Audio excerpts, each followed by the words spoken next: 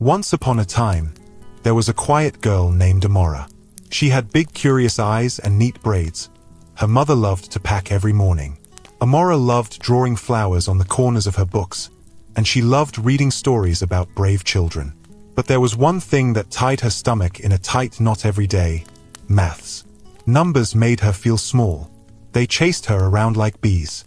Amora's mother, Ngozi, was a famous businesswoman in Lagos.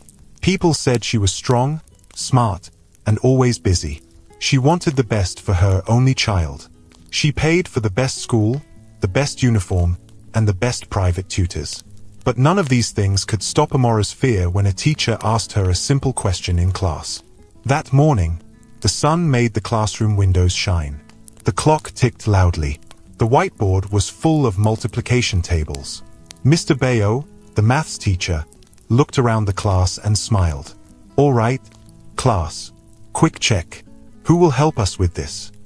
He wrote 7 by 6 on the board. His eyes moved slowly across the room, and then they stopped on Amora. "Amora, please stand and tell us the answer." Amora's heart dropped. She stood up, feeling the whole class turn to look at her. Her hands were cold. She tried to remember the numbers from last night's lesson, but her mind was empty. She saw lines. She heard the clock. She swallowed. "Amora." Mr. Bayo's voice was gentle but firm. "Go ahead." She opened her mouth. 20, 25. A boy at the back snorted. Someone giggled. A girl in front whispered, "No, no." Amora's cheeks burned. Mr. Bayo kept his smile, but it looked tired now. "Let's think again. 7 times 6. You can break it into smaller parts. What is 7 times 5?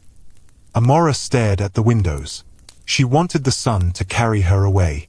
35, she whispered. "Good," he nodded. "Now add one more 7. Her lips trembled. 42. "Please say it clearly." 42, she said, as if the number had been hiding under her tongue all along. "Correct." He wrote 42 on the board. "Next time, think in steps. Don't panic." But the class had heard her first wrong answer. A boy at the back, Somto, lifted his hand and spoke without waiting. "Sir, can I ask Amora another one?" He didn't wait for permission. He said loudly, "Amora, what is 2 times 2? Is it 22? The class burst into laughter. It echoed against the windows. Amora's eyes filled with tears. She wanted to sit, but her knees felt weak. Mr. Bayo frowned at Somto. "That's enough. Apologize." Somto rolled his eyes. "Sorry." Amora sat down very slowly. She kept her face down. The numbers on the board were a blur. The clock kept ticking. It sounded like the whole school was counting her shame. When the bell rang, she walked out alone, holding her bag tight. 2 girls whispered as she passed. "Her mother is rich," one said. "How can she still fail maths?" The words stuck to Amora's back like pins. In the car, the driver greeted her. "Good afternoon, Madam Small." Amora forced a smile. She stared out of the window and watched hawkers pass by with bottled water and groundnuts. She pressed her lips together so she wouldn't cry again. But the tears came anyway, silent and hot. At home, the gate opened to a large compound and neat flowers. The house was bright and beautiful, but Amora's chest felt heavy. She walked into the living room. Ngozi was on a call, talking about a charity event. When she saw Amora, she ended the call. "How was school?" Ngozi asked, standing straight, her eyes sharp. Amora swallowed. "Fine." "Your teacher called me," Ngozi said softly, but there was a hard edge in her voice. "He said you struggled in class again today. Amora, we have talked about this. You have good tutors. You have all the books you need. Why are you not paying attention?" Amora looked down at her shoes. "I am trying, Mummy." "Trying is not enough anymore," Ngozi replied. "Your exams are coming. We cannot be having this problem with simple multiplication. Sit down. We are having an extra session today." A tutor came and sat in the dining room with a thick textbook. He explained times tables quickly. He wrote lines and numbers, and his pen made a sharp scratching sound. Amora felt her chest tighten again. The numbers jumped.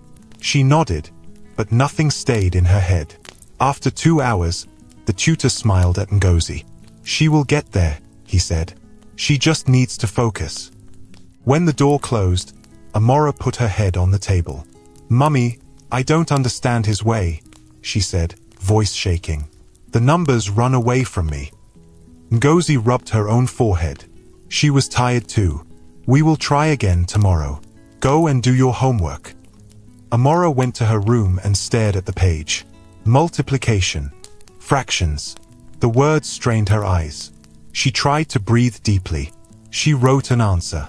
Then she scratched it. She tried again. It felt like someone had tied a knot in her throat. The next day after school, the driver was late. Amora stood outside the school gate, holding her bag. The street was noisy with honking cars and shouting traders. She needed air. She needed silence.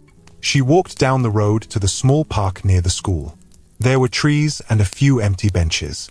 The wind moved the leaves gently. She sat on a bench and pulled out her homework.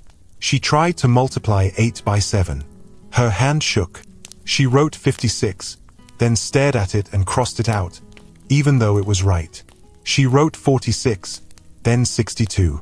She pressed her eyes shut. A soft voice came from the side. "You look like you want to fight the paper." Amora looked up. A boy stood near her. He was about 14. His shirt was torn at the shoulder. His slippers were thin. He held a small plastic bag of groundnuts. His eyes were kind. I can't do it," Amora said. "It makes no sense to me." He didn't move closer, as if he didn't want to scare her. "Do you mind if I sit? I can help if you like. My name is Chaik." She hesitated, then nodded. He sat at the far end of the bench, leaving space. He looked at her page. "Okay," he said softly. "You are not wrong for feeling scared. I used to be scared too. But numbers are just small groups. Can we try something?" Amora nodded again, wiping her eyes. Chaik looked around and found a few small sticks under the bench. He broke them into short pieces. He also took 12 groundnuts from his bag. He placed them on the bench in small rows. "See this?" he said. 7 groups of 8. We will build it. 1, 2, 3, 8. He placed 8 groundnuts in a row. Now again. 1, 2, 3. He made 7 rows. Count all of them slowly. Amora leaned in. She touched each one with her finger. 1, 2, 3, 16, 24, 32, 40, 48, 56. Chaik nodded. "So, 7 times 8 is?"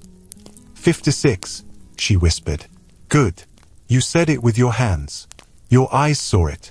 Your brain felt it." Amora laughed a little, surprised. It makes sense." Chaik smiled, and his face softened. "Numbers are not monsters. They just want to be grouped." "Can we try another one?" she asked quickly, almost excited. "Let's do 6 times 6, he said. He arranged the groundnuts again. She counted slowly. When she reached 36, she looked up, amazed. "I did it," she said, almost laughing. "You did," he replied. "And you can do it again. Do you have sticks at home? Buttons? Bottle caps? Use them. Build the problem first, then count." She nodded, her eyes bright. "Thank you, Chaik. Nobody ever explained it this way." Chaik shrugged. "I like maths. I used to be in school. My teacher said I was good at it." He paused, as if he had said too much. "Anyway, I'm happy to help." Amora looked at him closely. "Why are you not in school now?" He looked down at his hands. "It's a long story." Then he smiled again, small and brave. "But one day, I will go back. For now, we can fix your homework." They worked through more problems. Chaik used tiny stones for fractions. "If you have 8 stones and you shade 4, that's 1/2, he said. "If you shade 2, that's 1/4. He made clean shapes with his fingers, calm and patient. Amora felt her fear melting away like ice in the sun. "Chike," she whispered after a while, "I don't feel stupid now." "You were never stupid," he said. "You just needed the right door to enter the house." They both laughed. The park felt warm and safe. The trees moved. Somewhere, a bird called. A small girl ran past them chasing a butterfly. Time slowed down in a good way. "Amora." The voice cut the air like a sharp knife. Amora froze. She turned her head slowly. Ngozi stood a few steps away, wearing a crisp dress and dark sunglasses pushed up on her hair. Her face was tight with shock. One of the family guards stood behind her. People walking by stopped to look. "Stand up," Ngozi said to Amora in a low, firm voice. "Right now." Amora rose, her hands shaking. Chike's eyes dropped to the ground. He slid the groundnuts back into his bag quickly. Ngozi looked at Chike, her eyes cold. "Who are you? Why are you sitting with my daughter?" "Mummy, he was just helping me," Amora said, her voice small. "He showed me." "Helping you?" Ngozi's voice rose, not loud, but hard. "We do not sit on park benches with strangers.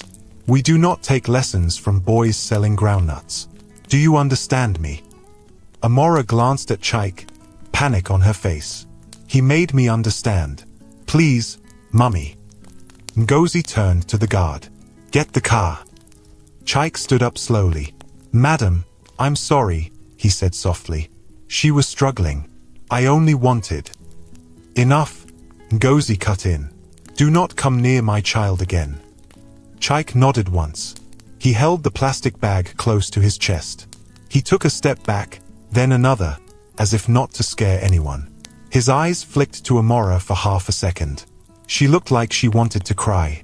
Ngozi took Amora's hand. "We are leaving," she said. "Now." They walked away. The guard followed. The car door opened.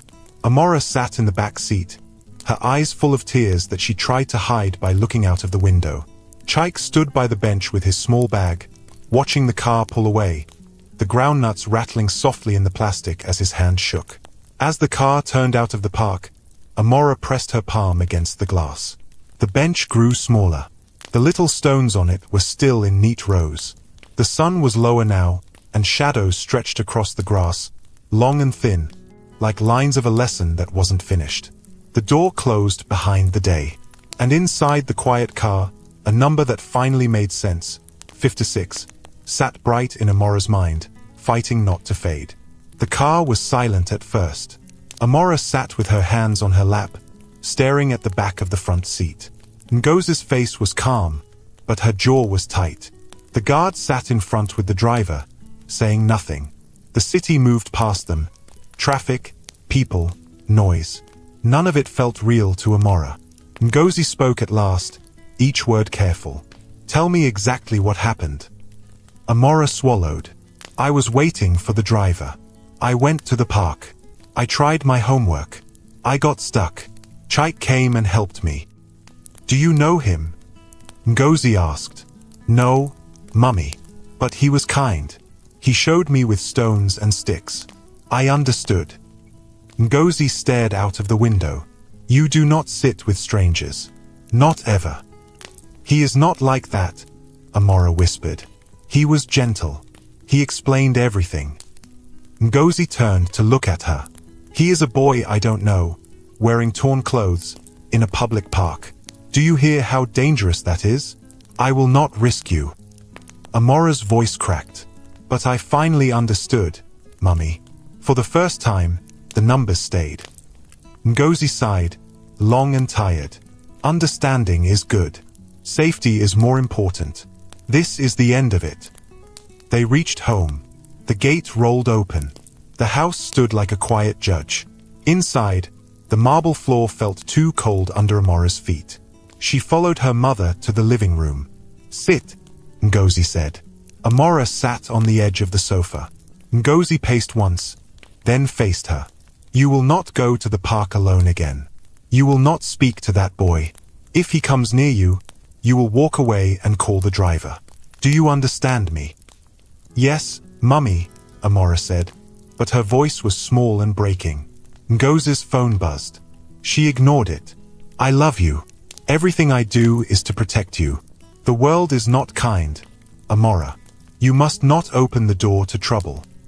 Tears spilled down Amora's face. He is not trouble. He is a good person. Ngozi's eyes softened for a second. Many bad things hide behind kind faces. The driver stepped in with the guard. Madam, should I? Ngozi lifted a hand. Thank you. Please inform security. If that boy is seen near our compound or the park during pickup, alert me. Yes, madam, the guard said. Amora stood up suddenly. Please don't punish him. He did nothing wrong. Ngozi's voice stayed even. No one is punishing him. We are setting boundaries. Amora clenched her fingers together. I need his way of teaching. The tutor's way does not work for me. We will find another tutor, Ngozi replied. A better one. A professional. But he is the only one who made the numbers stop running. Amora said, her chest rising and falling. Please, please let me see him again. Only in the park. Only for maths. You can send a guard to stand there. I don't mind. Ngozi closed her eyes for a moment, fighting her own worry. When she opened them, they were steady.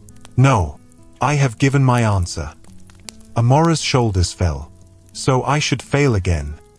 You will not fail, Ngozi said. You will work hard, and we will help you. But we will do it the right way. Amora looked down at her shoes so her mother would not see her tears. Yes, Mummy. That evening, a new tutor came. He was kind, patient, and used bright flashcards and a small whiteboard. He asked Amora to chant tables. He drew boxes and arrows. He praised her effort. Amora tried to follow, but the fear in her chest pushed the numbers away. She nodded and repeated answers, but the light she had felt in the park was gone. After the tutor left, Amora stood by the window and pressed her forehead against the cool glass. She whispered, 7 times 8 is 56, just to hold the feeling from the park for one more minute. Ngozi walked in quietly and wrapped an arm around her. I know today was hard. Amora leaned into her. Mummy, I am not being stubborn. I just felt safe when he taught me. Ngozi's voice was gentle now. You felt safe because he was kind. But kindness from a stranger is not the same as safety. I cannot bet your life on it. Can you meet him properly? Amora asked in a rush. Just meet him, please. Ngozi hesitated. Then she shook her head. No, we are done with this. Sleep early. We try again tomorrow. Amora nodded. She walked to her room slowly, carrying her heavy heart like a big stone. Outside, night settled over the city. Cars still honked. People still called out prices. Somewhere far from the big house, under a concrete bridge, Chaik sat with his little sister, Ada. The air was damp and smelled like dust and smoke. A thin mat lay on the ground, and a plastic bucket sat near it. 2 other boys slept a few feet away, curled like kittens, trying to keep warm. Ada's eyes were bright even in the dark. She held a small, roasted corn in her hands. Brother, eat too. Chaik smiled and broke the corn into 2. We share, he said. He gave her the bigger half. She took a bite and then stared at him. Why is your face sad? Chaik forced his smile to stay. I am thinking. About school, she asked. He looked away. A little. She shifted closer, leaning against his shoulder. Will you go back one day? Yes, he said. His voice was soft, but the word was firm like a nail. One day, yes. Ada chewed slowly. You taught the girl today. Chaik nodded. Her name is Amora. Is she nice? Yes, he said, and this time the smile reached his eyes. She is very nice. And smart. She just needed to see the numbers, not chase them. Ada grinned. Like you teach me. With stones. Exactly, he said. You see? If we can touch it, we can learn it. Ada leaned her head on his arm. Did her mummy say thank you? Chike's smile faded a little. He chose his words with care. Her mother is afraid. She wants to protect her. From you? Ada blinked. From the world, Chike said. He looked at the dark line of the river beyond the bridge. People are afraid of people like us. Ada was quiet for a moment. Then she whispered, I am not afraid of you. Chike laughed softly and kissed the top of her head. That makes me strong. A breeze moved through the bridge, lifting the edge of the mat. Chike pulled it down and tucked it under their legs. He glanced at the plastic bucket. It held a bottle of water, a small bar of soap, and a folded shirt. The shirt had once been white. He had washed it so many times it had turned thin. Ada poked his arm. Tell me a story. Which one? He asked. The one where you answered a big maths question and everyone clapped. He stared at the dark, and for a moment his eyes shone. I stood in front of the class. My teacher said, who knows? I did. I said the answer. It felt like the sun came inside the room. Your hands hurt from clapping. I was small, Ada said, proud. I clapped the loudest. You did, he said, and his voice broke a little. He cleared his throat and sat up straighter. One day, I will stand again. You will sit in front. You will clap even louder. Ada nodded, convinced. Can I sleep now? Yes, he said. He laid down and let her curl into him. He pulled their one thin cloth over both of them. He listened to her breathing slow. When he was sure she slept, he reached into the small pocket of his bag and pulled out a torn exercise book and a short pencil. He turned to a clean page and wrote numbers in the dim light, practicing quietly. 6 times 7. 8 times 9. Fractions. He drew small boxes and shaded them. He whispered answers under his breath and stopped when his eyes blurred. He closed the book and stared up at the underside of the bridge. One day, he said again. But this time it was only his lips moving, no sound. Back in the big house, Amora lay awake, her eyes on the ceiling. She thought of Chike's hands moving the groundnuts. She thought of the way his voice made the hard parts soft. She pressed her palms together and whispered, Please, let me learn like that again. Ngozi stood at her bedroom window, looking out at the quiet compound. She remembered the park, the torn shirt, the careful way the boy had kept his distance, as if he knew he could scare people just by being poor. She set her jaw. No, she told herself. I will not lose my child to a mistake. The night held all their thoughts like a closed fist.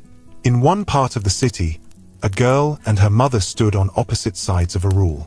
In another, a boy and his sister lay under a bridge, holding on to hope. None of them slept quickly. In the morning, a new day would start with fresh plans, stricter rules, and the same heavy ache. And somewhere in the middle of those plans, a memory of small stones in neat rows would refuse to fade. Morning came cold under the bridge. Chike woke before Ada. He sat up quietly so he wouldn't disturb her. He watched the weak light spread over the dusty ground. The city was waking, buses coughing, sellers calling prices, metal clanging from a far workshop. He rubbed his eyes and held his torn exercise book. He didn't open it. He just held it, like a promise he refused to drop. He looked at Ada. She slept with her mouth a little open, her small hand holding the edge of the thin cloth. He smiled at her, then looked away. His chest felt tight. The night had been long, and his mind would not stop returning to the same place. The time before everything changed. Wake up, son, he whispered to himself, and memory opened like a door. It was a bright morning then. He could still feel the clean shirt on his skin and the stiff collar his father had ironed with careful hands. Stand straight, his father, Papa Uche, had said. A good mind needs a strong back. Chike had laughed and saluted like a soldier. They had walked to school together. Papa's hand was rough and warm. He carried a small bag of oranges to sell later, but he never let go of Chike's hand when they crossed the road. At the school gate, Papa had squeezed Chike's shoulder. You will do well in the quiz today, he said. Keep your head calm. You already know the answers. Chike had nodded, feeling tall. I will make you proud, Papa. You already do, Papa said, smiling so wide it made his eyes shine. The memory pushed forward. It was the school hall, rows of chairs, the smell of chalk and wood polish, the soft buzz of whispers. The quiz board at the front. Mrs. Amina calling his name. Chaik, your turn. His heart had pounded then too, but in a good way. He had walked up to the board and read the question aloud so his mind could hear it clearly. What is 3/4 plus 1/8? He had seen the fractions become shapes in his head. He had drawn them carefully. It is 7/8, he said with a steady voice. The hall had burst into claps. He had turned and seen Papa standing at the back, wiping his eyes with the back of his hand, laughing and clapping. Later, Papa had lifted him up outside the hall. You are light, Papa said, because your head is full of bright ideas. The memory softened, then cut. He stood again in another day, this one heavy and grey. The room had smelled of medicine and sadness. A nurse had spoken softly. I am sorry. People had moved in slow motion. A white sheet had covered a face he knew better than his own. Someone had tried to lead him away, but his feet felt like they were tied to the floor. At the burial, the soil had sounded loud on the coffin. Boom, boom. Each sound had said the same thing. Gone. After, people had hugged him and said words that fell like dry leaves. Be strong. It is well. God knows best. He had nodded because there was nothing else to do. Life after that felt like a shirt that did not fit. The house changed. The kitchen felt smaller. Laughter left and did not return. His stepmother, Mama Ladi, kept her voice sweet when people were around, but it tasted bitter when the door closed. She stopped looking at him like a child. She looked at him like a burden. School fees? She said one afternoon, her eyebrows up. With what money? We have not even paid for the new generator. Chaik had stood straight, the way Papa taught him. I can help, he said. I can sell oranges after school. I can fetch water. Please, let me stay in school. She clicked her tongue. You think oranges will pay school fees? You should be grateful you are eating here. Don't bring stress to my head. His step-siblings, Bayo and Zara, watched from the doorway. Bayo smirked. Schoolboy, he sang. Go and read your big books to the goats. Zara laughed into her hand.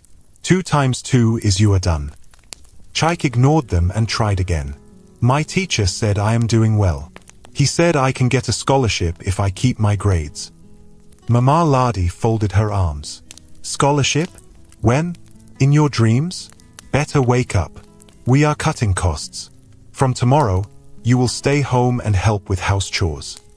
He felt the floor tilt under him. Please. She pointed at the door. Go and wash plates. He washed. He swept. He kept quiet. In the evenings, he took out his books and read by the weak bulb. The pages made him feel close to his father again. Fractions, shapes, word problems. He whispered answers to himself. I will not forget, he told the pages. Weeks later, he wore his uniform anyway and went to school without permission. He thought, if I just show up and work hard, the path will open. But the bursar called him aside and shook his head. We cannot let you sit exams without fees. Chaik. I am sorry. You are a good boy, but rules are rules. He had stood outside the gate, holding his books tight, as other children walked in. He watched the guard slide the gate closed like a lid. At home that evening, Mama Ladi did not speak. She looked at him, then at the books on the table. She picked them up one by one and dropped them into a black nylon bag as if they were dirty clothes. From today, she said, you will stop this nonsense. He reached for the bag. Please, they are all I have. She pulled the bag away and pushed him back with her elbow. Do not raise your voice in my house. Bayo leaned on the wall, smiling. The dropout has dropped. Zara danced in a small circle. School is over. School is over. Chaik swallowed hard. He forced his words to stay steady. Papa wanted me to finish. He said. Your father is gone, she said flatly. I am in charge now, and I say you will work. He did work. He cooked when asked. He carried water. He scrubbed the veranda until his back hurt. Still, he woke before dawn and read in the dark while the house slept, tracing old problems with his finger when he could not find a pencil. Then one loud afternoon came like a storm. He returned from buying bread to find the front door locked. A small pile of clothes sat on the step. His shirts, his worn uniform, Ada's 2 dresses. Ada stood beside the bundle, holding her doll. Her eyes were wide and confused. He knocked. "Mama Ladi." From inside, her voice arrived dry. "You will not live here anymore. I cannot feed useless mouths. Take your sister and go." He pressed his palm to the door. "Please open. Where will we go?" "Anywhere," she said. "Your father left nothing. I have my own children to care for. Go." Bayo whispered through the window, just loud enough. "Bye-bye, scholar." Zara pressed her face to the glass and made a sad face, then laughed. Chaik looked at Ada and smiled so she wouldn't break. "We will be fine," he told her. "Pack your dress. Hold my hand." They slept outside that night, not far from the house they could no longer enter. He tucked Ada under his arm and watched the stars until they blurred. He didn't cry. The tears felt stuck somewhere behind his ribs. In the morning, he took her to the riverside to wash her face. He gave her some bread and told her they were starting a new plan. "Will we go to school?" she asked. "Yes," he said. The word was a seed he put into the ground of his heart. Not today, but one day. The memory faded, and he was back under the bridge with the cool morning air. Ada stirred and sat up, rubbing her eyes. "Brother." "I'm here," he said, smoothing her hair. "Let's get ready." They folded the mat, washed at the public tap, and set out. They walked to a busy bus stop where people rushed past like a river. Chaik carried the small tray of groundnuts. Ada held a tin of sweets. They placed their things on a low wall and began to sell. "Good morning, sir," Chaik said to a man in a suit. "Groundnuts for the road." The man shook his head and hurried on. Another bought a small bag and left. The sun climbed. The noise rose. Chaik kept his voice polite and steady. "Fresh groundnuts. Madam? Thank you. Have a good day." He watched school children pass in clean uniforms. He looked quickly and then looked away so the ache would not grow too big. A boy joked with his friend about a maths test. A girl balanced a heavy backpack and laughed. The sight felt like standing outside a warm house, seeing light through the curtains, and knowing the door was locked. Ada tugged his sleeve. "Brother, are you okay?" He nodded. "I'm okay. Drink some water." She sipped and smiled up at him. "You will go back," she said, simple and sure. He smiled back, because her hope kept his head above water. "We both will." A soft breeze brushed his face. He heard a voice from the crowd, someone calling, "Groundnuts, please." He turned and served the customer, counting the coins carefully. His fingers moved the way they moved when he solved a problem. Slow, exact, certain. Somewhere past the traffic, a school bell rang. Chaik lifted his head and stood a little straighter, the way Papa had taught him. He placed the coins into the tin, took a breath, and faced the road again, his eyes clear. The day would be long, but he would not bend. He would sell, he would save, and he would not let the numbers leave his mind. And as the buses roared and people hurried, he kept one small, stubborn thought alive. A classroom, a board, a question, and his voice answering without fear. After the long day at the bus stop, Chaik counted his small coins twice and tied them in a corner of his shirt. He held Ada's hand as they crossed the road. "We did well," he told her, smiling so she would not see the tired lines on his face. "Tomorrow we try again." "Will you teach the girl again?" Ada asked. Chaik looked at the street, the traffic, the people who did not see them. "I don't know," he said softly. "Her mother said no." Ada squeezed his fingers. "She needs you." He nodded once, but he did not answer. At the same time, in the big house, Amora sat at her study table. The new tutor had left a list of sums. The page looked neat and scary. She tried one question. The numbers slipped away. She tried to remember Chaik's voice, build it first, then count, and her heart pushed hard against her ribs. She stood and went to the window. The sky was turning orange. She turned and looked at the door. The guard walked past outside. Her mother's office was down the hall. She could hear the soft click of Ngoz's keyboard. Amora took a deep breath. She packed a small zip bag with stones she had picked from the school garden and a handful of buttons from her sewing box. She put her homework inside. Then she took her light sweater and moved very quietly down the stairs. At the back door, the guard looked up. "Where are you going, miss?" Amora lifted her school water bottle. "To the garden," she said. "Just the garden, please." He nodded. "Stay where I can see you." She walked to the hedge, slipped behind it, and kept walking until the guard could not see her. She moved along the side path, heart beating fast, and slid out through the small gate that led to the side street. She did not run. She walked fast, past the bakery and the kiosk, past the bus stop where two women were arguing about change, and down to the small park. The trees whispered in the evening wind. The same bench waited like a friend. She sat and looked around. No Chaik. She checked the path. No torn shirt. No kind eyes. "Please come," she whispered to the air. "Please." Minutes passed. Her stomach turned heavy. She opened her book and tried to work alone. She placed 8 buttons in a line and made 3 rows. She counted, lost her place, and started again. Her eyes filled with tears. A shadow fell across the bench. "Are you counting soldiers or buttons?" a soft voice asked. She looked up fast. "Taik."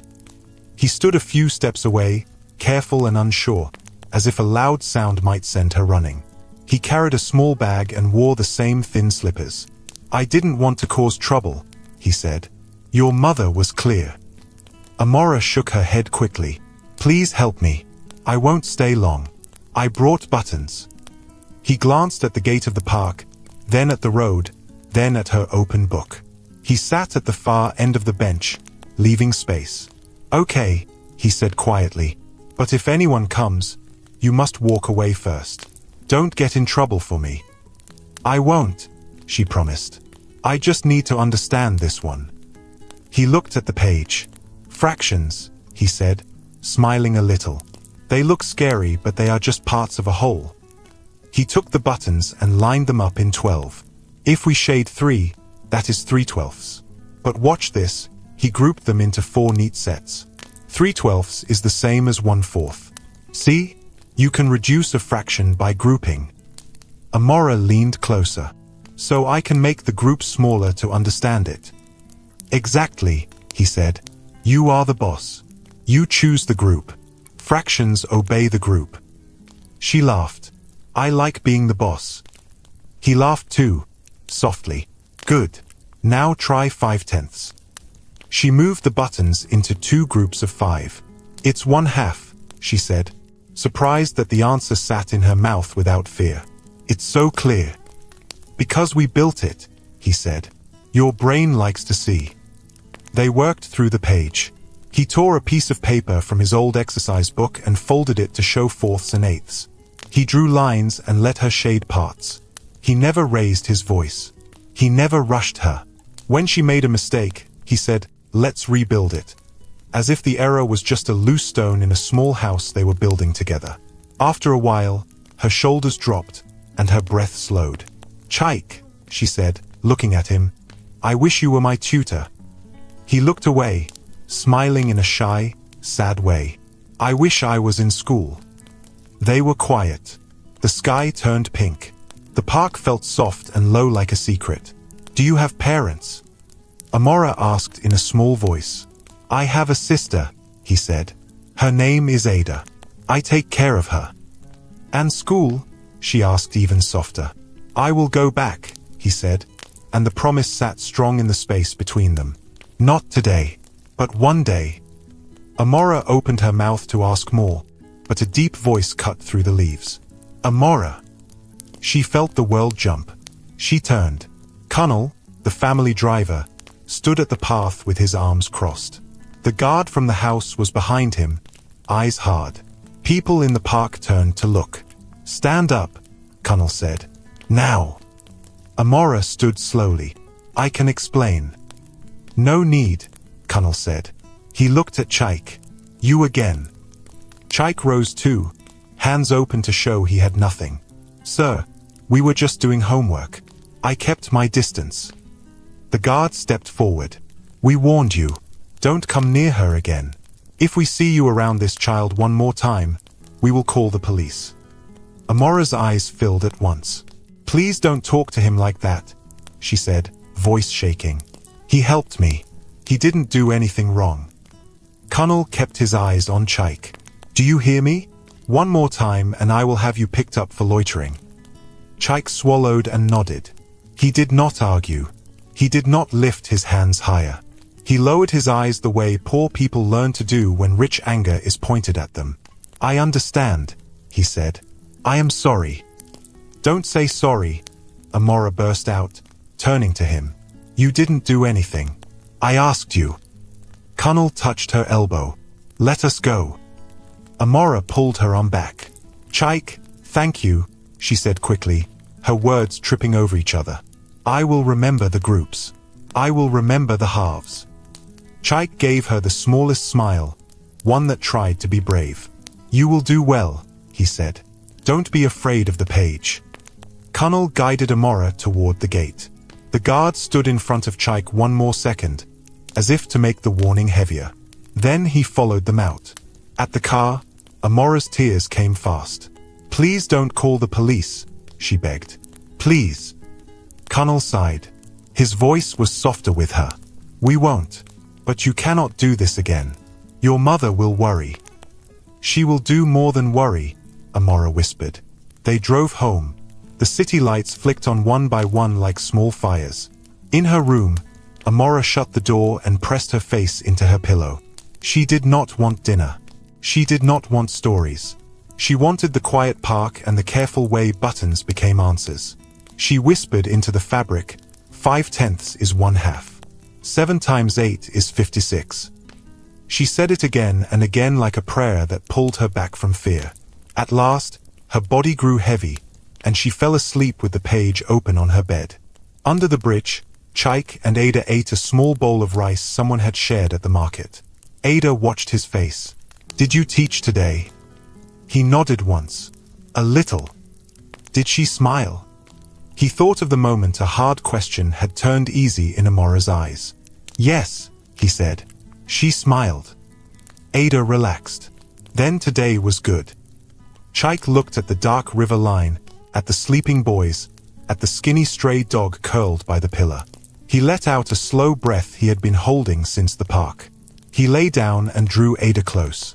One day, he whispered to the ceiling of the night. One day, we will not be chased away from learning. Ada's voice was already dreamy. One day, she echoed. And as the city finally quieted, 2 children slept with the same picture in their minds. A simple bench, a neat row of small buttons, and a hard thing becoming clear.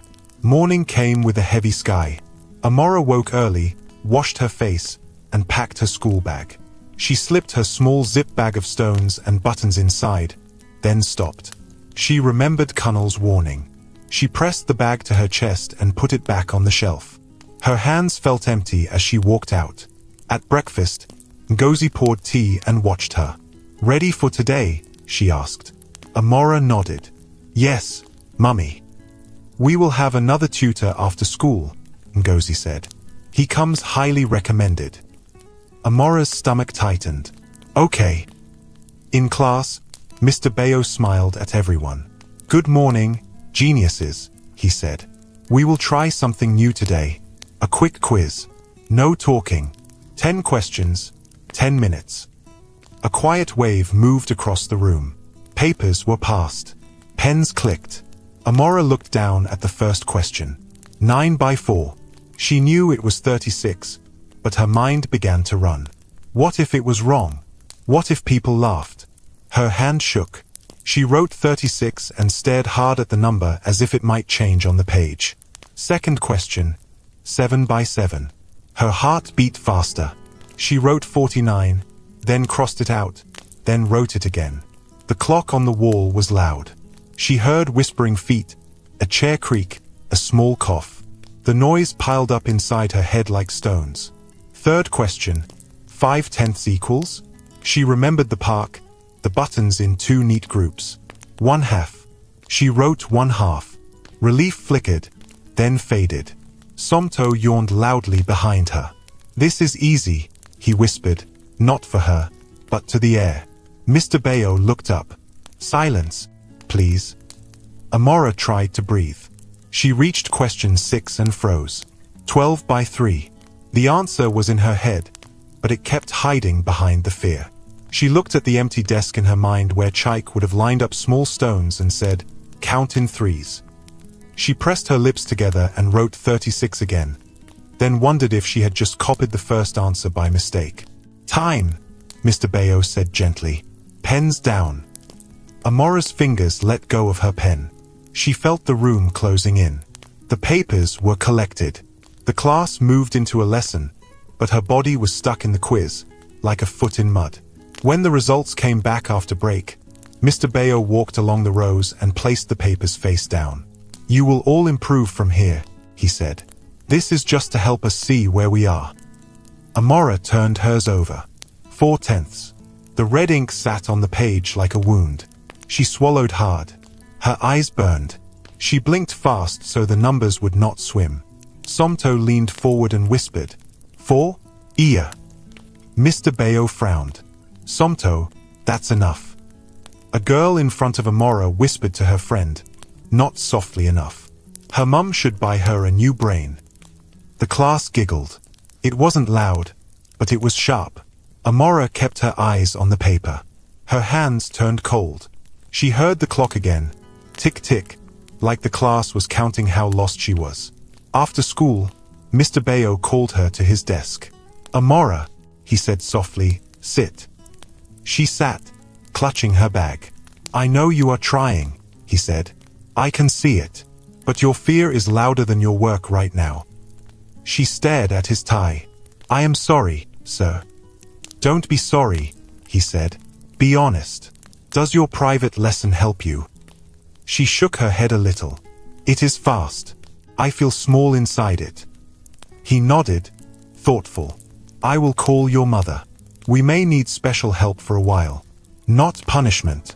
Support. Tears rose at once. Please don't make her angry. I am not calling to blame you, he said. I am calling to help you. And I want you to remember this. One bad quiz is not your future. It is only a picture of one day. She nodded, trying to believe him, trying to breathe.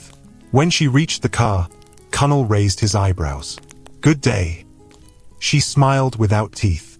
It was a day. Back home, the gate opened wide like a mouth. Amora stepped out of the car and walked inside. She wanted to go to her room, but Ngozi called from the study. Please come. Amora entered. Mr. Bayo's voice was still fresh in her ears, so her chest was already tight. Ngozi kept her voice even. Your teacher called. He said there was a surprise quiz. Amora looked at the floor. He also said you got 4 out of 10. Ngozi continued carefully. He suggested extra support. Amora's eyes lifted slowly. I tried. I know, Ngozi said. I also know you met that boy again after I said no. Amora's mouth opened. Kunnel told me, Ngozi said. I am not shouting. I am telling you the truth. I am upset because you went against my rule. But I also heard you when you said you learn better with objects. So here is what we will do. She took a clear plastic box from the table and opened it. Inside were buttons, bottle caps, beans, small sticks. We will learn here, at home, with these, with a professional tutor. I will sit with you sometimes too, but we will not meet that boy again. Amora stared at the box. The items were clean and bright. They looked like hope and also like a closed door. Can I ask one thing? She said softly. What is it? Ngozi asked. Can you meet him? Amora asked. Just once. Please. So you see he is not dangerous. Ngozi's jaw tightened. She looked at the window for a long moment, then shook her head. "No," she said.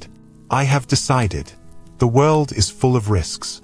I will not add one more." The new tutor came at 5. He was patient and kind, and he used the box of objects well. "We build groups," he said, copying the words that once gave Amora peace. But his tone was different. It was soft, but it was not Chaik's voice. It was not the same bench. It was not the same steady eyes that waited for her to catch up without shame. She tried to focus. She lined up beans into rows. She counted slowly. Her mind kept jumping to the park, to a folded paper showing eighths, to a promise said in a gentle voice, "You are the boss." Here, she felt like a guest in her own head. When the session ended, the tutor smiled. "Good effort," he said. Amora nodded. She wanted to say thank you, but the words got stuck with her sadness.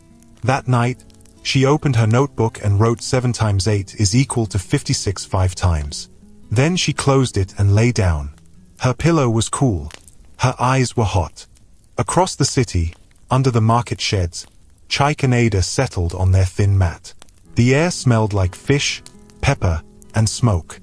Night guards with sticks moved between stalls, talking and laughing. A stray cat slid under a table. The place was noisy but safer than the open road. Other children already lay down to sleep, feet against feet, like a chain of small boats tied together. Ada yawned. Today was long. "It was," Chaik said, smoothing her hair. "Sleep." She closed her eyes. He waited until her breath slowed. Then he pulled his torn exercise book from his bag and tried to study in the weak light leaking from a far bulb. He drew small squares and shaded fractions. He wrote multiplication facts the way Amora had done earlier, as if writing could glue numbers to the mind. He smiled to himself when he reached 56. "Don't forget me," he whispered to the page. A shout split the night. "Move, move. Clear this place." Flashlights stabbed through the rows. Boots thudded. A man blew a whistle. "Task force, pack your things." Children sat up at once. Some grabbed bags. Others froze. A guard banged a stick on a table. "No sleeping here. Move out. Move out." Chaik jumped to his feet. "Ada, wake up. Wake up now." Ada rubbed her eyes, scared. "What is happening?" He rolled the mat fast, shoved the exercise book into his bag, grabbed the small bucket, the tin of coins. A man kicked a pile of old clothes aside and shouted again, "Out!" "Please, sir," a boy cried. "Our mat." "Go," the guard barked, sweeping a stick across the ground. The mat flew into the dark. Someone tripped. Someone else began to sob. The whistle blew again, sharper, closer. Chaik pulled Ada behind him. "Hold my shirt. Don't let go." They rushed into the open street with the others. Flashlights burned their eyes. A wheelbarrow rolled past, knocking their small bucket. The lid popped open. The bar of soap slid into the gutter. Ada bent to grab it, but Chaik pulled her on. "Leave it." They turned a corner and kept moving until the noise was far. They stopped near a half-built shop, walls up to the waist, no roof yet. The ground was rough and cold. Chaik lowered the bundle of mat and looked inside. It was empty. In the panic, he had lost the mat. Ada's teeth chattered. "I'm cold." He took off his thin shirt and wrapped it around her shoulders. He stood in his undershirt and held her close, rubbing her arms. "I've got you." She looked up at him. "Will they come here too?" "No," he lied gently. "We are safe here." She pressed her face into his chest. He could feel her fear like a small bird beating its wings. He set his bag under her head for a pillow. He lay on the concrete, pulling her against him so her back would not touch the ground. "Tell me a number," she whispered, shivering. 7 times 8, he said. She sniffed. 56. "Good girl," he said. "Sleep." He stared at the dark sky with no roof above them. He listened to the far whistle, the fading steps, the city moving on as if their little storm did not exist. His back ached against the concrete. His jaw clenched. He let one tear slip because there was no one to see it in the dark. In the big house, Amora woke from a bad dream, heart racing. She sat up and hugged her knees. She did not know why, but she whispered to the night, "Are you okay, Chaik?" Under the open sky, Chaik answered a question no one heard. "I will be," he breathed. He held Ada tighter, and together they waited for morning on the cold ground that did not care who they were. Morning came soft and grey. Amora woke with a feeling she could not shake. She washed her face, dressed for school, and kept hearing the same whisper in her head, "Are you okay, Chaik?" She held that thought like a small candle. At breakfast, Ngozi watched her closely. "You didn't sleep well," she said. Amora stirred her tea. "I'm fine." Ngozi didn't believe it, but she let it pass. "I'll pick you up today," she said. "We'll try a new routine." In class, Amora tried to listen, but her mind kept running back to the park, to the neat rows of buttons, to the soft voice that made hard things gentle. During break, she sat with a friend, If, on the low wall near the flowers. If leaned close. "How was the quiz?" Amora's mouth twisted. "Bad." "I'm sorry," If said. "Do you want me to help you after school?" Amora shook her head. "Thank you, but I learn best when I can touch things. Stones. Caps. That boy showed me once, and it worked." Ife's eyes widened. "The boy from the park?" Amora nodded. "His name is Chaik. He is kind. He wants nothing. He just teaches." "Will your mum let you see him?" Ife asked in a whisper. "No," Amora said. "She is afraid. I think she thinks he is dangerous. But he isn't." Neither girl knew that near the walkway, hidden by the big tree, Ngozi stood still with her phone in her hand, listening. She had come early to bring Amora lunch as a surprise. What she heard was not what she expected. The words, "he is kind. He just teaches," hung in the air like a bell that would not stop ringing. After school, the driver slowed at the gate for Ngozi to enter the car. She didn't get in. "Kunal, follow behind her at a distance," she said. "If she goes straight home, let her. If she turns, tell me." Kunal nodded. He knew that careful tone. Amora walked out with her bag, moving slowly. She paused at the gate, looked left and right, then turned away from the usual path, toward the small shops. She stopped at a stall, bought a small loaf of bread and 2 sachets of water, and tucked them into her bag, glancing around. From across the road, Ngozi watched, hidden by a parked truck. Something in her chest softened and scared her at the same time. Amora walked on, her steps quick now. She went down the familiar side street and into the small park. The trees whispered. The bench waited. She sat and placed the bread and water on the seat beside her like a plan she was proud of but afraid of too. A few minutes later, Chaik appeared at the path with Ada. He looked thinner in the morning light. Ada clung to his hand. When Chaik saw Amora, he stopped, unsure. "You came," he said. "I brought bread," Amora said, standing. "And water. For both of you." Ada's eyes grew bright. "For me too." "For you first," Amora said, smiling. Chaik looked around, careful as always. "Thank you," he said softly, "but you didn't have to." "I wanted to," Amora said. "Please take it." He nodded and gave the bread to Ada to hold. Ada hugged it like a toy and grinned. Chaik glanced at Amora's bag. "Homework." "Only one question," she said, almost shy. "Just one. Then I will go." He sat at the far end of the bench. "One question," he agreed. "Quickly." They bent over the page. He drew small boxes and let her shade parts. "See? 2/4 is the same as 1/2, he said. "You choose the group. Fractions obey." She smiled. "I remember." While they worked, Ada sat on the grass tearing the bread into small bites, eating slowly like she wanted it to last all day. She looked up at Chaik between bites, as if checking he was still there. Behind a thick hedge, Ngozi stood very still, her hand pressed to a low branch. She could see them through the leaves, the careful distance, the neat drawings, the way the boy kept his voice low and his hand steady. the way he watched the path like a guard while he taught. She saw her daughter's face relax as fear left it. The sight pinched her heart. When the problem was done, Amora packed her book quickly.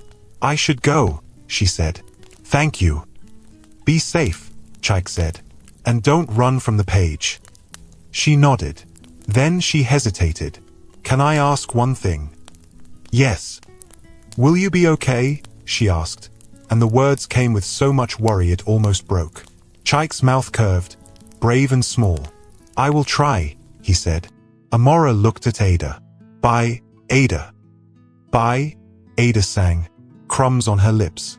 Amora walked away fast, holding her bag tight. She didn't see her mother behind the hedge.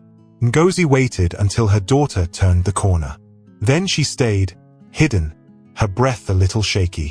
She told herself to leave, but her feet did not move. On the bench, Ada leaned into Chike. "She is nice," she said. "She is," he said. "Do you think we will see her again?" "I don't know," he said honestly. He pulled the small remainder of bread and took a bite, chewing slowly. After a pause, he began to talk, not to anyone in particular. Maybe to Ada, maybe to the air. His voice went soft and far away. "I used to wear a uniform," he said. "A clean one. My father ironed it. He would press the collar and say, 'Stand straight, my son. A good mind needs a strong back.' He would walk me to school and wait at the gate. When we had a quiz, he would stand at the back and clap for me. He clapped like I had won the whole world." Ada listened, quiet now. "After he died," Chike went on, "everything changed. My stepmother said there was no money for school. She said I should wash plates and stop dreaming. My step-siblings laughed. They called me dropout. They sang it like a song." He looked at his hands. "I begged to stay in school. I even wore my uniform and went one day, hoping the door would open if I stood there. But they pushed me out because the fees were not paid. That day, the gate closed and I stood outside and looked at the board through the fence." His voice thinned. "Sometimes I feel like my brain is wasting away, like a strong hand is squeezing it small. I try to read at night. I write numbers in the dark. I talk to them so they don't forget me. I tell them, 'Wait for me. Please wait.'" Ada reached for his arm. "They are waiting," she said. "I know." He nodded, but his eyes were wet now. He wiped them fast, as if tears were not allowed. Behind the hedge, Ngozi's throat tightened. She gripped the branch until the bark bit her palm. The picture in his words woke an old picture in her mind. A younger Emeka, her late husband, wearing a faded uniform, walking long miles to school because he had no transport money, studying by candle, selling recharge cards after classes, refusing to drop his books even when people laughed. He had told her once, on a small bench long ago, "When you help a child who wants to learn, you help the whole future." She had loved the way he said it like a vow. On the bench now, the boy's voice broke again. "I want to wear a uniform once more," he said. "Not because of pride. Because I belong there. My head belongs with books. Ada belongs there too. I don't want her to learn the road the way I did. I want her to learn the classroom." Ada squeezed his arm. "We will go." "Yes," he said softly. "One day." His words hung in the air like a prayer that was afraid to be loud. Ngozi closed her eyes for a second. When she opened them, the scene was the same. Two children, one loaf finished, one hope still alive, holding each other up. She stepped back from the hedge very slowly, careful not to make a sound. She did not show herself. Not yet. She turned and walked away with her mind full and her heart heavy, carrying the sound of a boy who talked to numbers like they were friends he might lose. By the time she reached the car, her eyes were bright with unshed tears. Kunnel opened the door and paused. "Madam." "I'm fine," she said quickly, but her voice was not steady. "Take us home." As the car pulled away, Ngozi looked out at the passing trees. Emeka's words would not leave her. The boy's voice would not leave her. She pressed a hand to her chest, as if holding both voices in place until she decided what to do next. Ngozi could not stop hearing the boy's voice. It followed her into the quiet house and sat with her at the table. That evening, she called Kunnel. "Take me to the park," she said. "No guards. Just us." They drove as the sky turned gold. Ngozi's hands were tight in her lap. "Wait here," she told Kunnel when they reached the park. She walked in alone, heart beating fast like she was the one breaking a rule. Chaik and Ada were on the bench. Ada was drawing circles in the dirt with a stick. Chaik was fixing a broken strap on his slipper with a thin thread. When he saw Ngozi, he stood at once. Ada jumped up and held her brother's hand. Ngozi stopped a few steps away. "Chaik," she said, her voice careful. "I came to talk." He lowered his eyes. "Good evening, madam." Ada hid a little behind him but peeped at Ngozi's neat dress and kind face. Ngozi took a breath. "I was wrong to judge you without knowing you," she said. "I was afraid. I am still afraid, because I am a mother. But I watched you teach my child. I heard you speak about school. I came to listen." Chaik glanced at her, surprised. "You watched us?" "Yes," she said. "I hid. I am not proud of that. But what I saw," her voice shook a little. "You were gentle. You kept your distance. You taught with care. And then I heard you talk about your father. About school." Chaik swallowed. He nodded once. "It is all true." "Tell me more," Ngozi said softly. "Please." He did not start at once. He looked at Ada first, as if asking permission. She squeezed his fingers. He turned back to Ngozi. "We had a good life," he said. "Not rich, but warm. My father worked hard. He made me love books. After he died, things fell apart. My stepmother stopped my school. She said there was no money. She threw us out. Now we sleep in different places. We sell things. We try to be safe." Ngozi's eyes softened. "Do you have anyone else? An aunt? An uncle?" "No," Chaik said. "Not here." "What do you want most?" she asked. He did not look away this time. "School," he said simply. "For me and for Ada. I want to sit in a class again. I want her to sit too. I want to stop running from the police at night. I want a door that closes because it is our door." Ada lifted her hand a little. "I want a bed," she added, shy. "A soft one." Ngozi almost smiled through the sting in her eyes. "That is not too much to want." Chaik kept his voice steady. "I don't want charity that makes me small. I want a chance to work and learn. I can clean. I can carry. I can tutor Amora. I can earn my way." Ngozi nodded slowly. "I respect that." Silence sat with them for a few seconds. The evening breeze moved the leaves. Somewhere a baby cried, then quieted. "Come to my house for dinner," Ngozi said at last. "Both of you. Tonight." Chaik's face went still. "Madam." "It is only food," she said gently. "And talk. Nothing more. You can leave anytime. I will send you home after."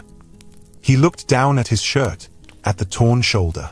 "I am not dressed for a big house." "You are dressed as a human being," she said. "That is enough." He looked at Ada. "Do you want to go?" Ada nodded fast, eyes wide. "Okay," he said. "We will go." In the car, Ada stared at the soft seats like they were clouds. "Brother," she whispered, "it smells nice." Ngozi smiled. "You can open the window if you like. Breathe." At the house, the guard's eyes grew big, but he said nothing when Ngozi waved him aside. "They are my guests," she said. Inside, the lights were warm. The table was set with simple plates and spoons. Ngozi had told the cook, "Make jollof rice, fried plantain, and grilled chicken. And please add fruit." Amora stood at the doorway, unsure. When she saw Chaik and Ada, her face broke into a smile. "You came," she said softly. Chaik nodded. "Your mother invited us." Amora looked at Ngozi, who gave a small nod. "You may say thank you," she told Amora with a little smile. "Thank you, Mummy," Amora said quickly, hugging her. They Saturday. It was awkward at first. Ada held her spoon like it might fly away. Chaik sat very straight, careful not to touch anything by mistake. Amora watched them, trying to make her face calm even though she wanted to laugh and talk at the same time. "Eat," Ngozi said kindly. "Please." Ada took a bite of plantain and closed her eyes for a second. "It is sweet," she said, surprised at her own voice. Chaik ate slowly, like he was studying the food. "Thank you," he said. "This is the best meal I have had in a long time." Amora leaned forward. "Chaik, can I show you my homework after we eat? Just one question." Ngozi raised a hand gently. "After dinner? Yes. But we do it together. I want to learn your way." Chaik looked at her, unsure if he heard right. "My way?" "Yes," Ngozi said. "The way you used stones and groups. Teach us both." After they ate, Chaik cleared his place without being asked. Ngozi noticed. He wiped a small water spill and settled back, waiting. Amora brought her book and the clear box of buttons and sticks. They sat around the table. "Okay," Chaik said, voice calm. "Let's build 3/4." He lined up buttons into 4 groups and shaded 3 with a pencil circle. "This is 3 parts out of 4, he said. "If we add 1/8, we must speak the same language. So we change 3/4 to 6/8. He built it with more buttons, slow and steady. Now 6/8 plus 1/8 is 7/8. Amora watched, breathing easy. Ngozi leaned closer, eyes on his hands. "You slowed the fear down," she murmured, almost to herself. Chaik looked up. "Yes, madam. Fear runs fast. Hands make it slow." Ngozi met his eyes. "Call me auntie for tonight." He nodded, a little shy. "Yes, auntie." Ada had finished her fruit. She drew neat circles on the edge of a paper. Amora pushed the box toward her. "Do you want to build a group too?" she asked. Ada grinned and made 2 rows of 5 beans. "1/2, she announced proudly. They laughed, small, true laughter that sat well in the room. When the lesson ended, Ngozi stood and walked to the window. She looked out at the dark lawn and then back at the table. Her voice, when it came, was steady. "Chaik," she said, "thank you for teaching us. Thank you for being patient with my fear." She paused, choosing her next words like they were precious. "I cannot fix the whole world, but I can do something real for you and your sister." He didn't speak. He waited. "I will think tonight," she said. "I will plan well. Tomorrow, I want you to come back. We will talk about school. We will talk about where you sleep. We will talk about proper work as Amora's tutor. No rush, but no more hiding." Chaik's mouth opened, then closed. He stood slowly. "Auntie, I don't know how to say thank you." "Say it by showing up tomorrow," she said. "Rest well tonight." He nodded. Ada nodded too, copying him. At the door, Amora touched the clear box and then looked at Chaik. "See you tomorrow." He smiled. "See you tomorrow." The driver took them back. Ngozi watched the car lights disappear through the gate. She stood very still in the quiet house and pressed her palm to the table where buttons and beans still lay in small groups. Then she turned off the lights with a new decision forming in her heart like a sunrise she could not stop. The next morning, Chaik woke before Ada. The air under the bridge was cold, but his heart felt strangely warm. He kept replaying Ngozi's words, "Tomorrow, I want you to come back. No more hiding." Ada stirred. "Brother, is it morning?" "Yes," he said, smiling. "And we have somewhere important to be." They washed at the public tap, shared a small piece of bread, and made their way to Ngozi's house. At the gate, the guard stepped aside without a word. This time, there was no suspicion in his eyes, only curiosity. Ngozi met them at the door, wearing a calm smile. "Come in," she said. Inside, Amora ran forward. "You came," she said, hugging Ada first, then smiling at Chaik.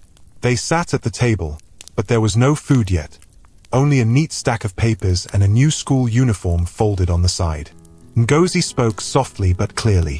"Chaik, I did not sleep much last night.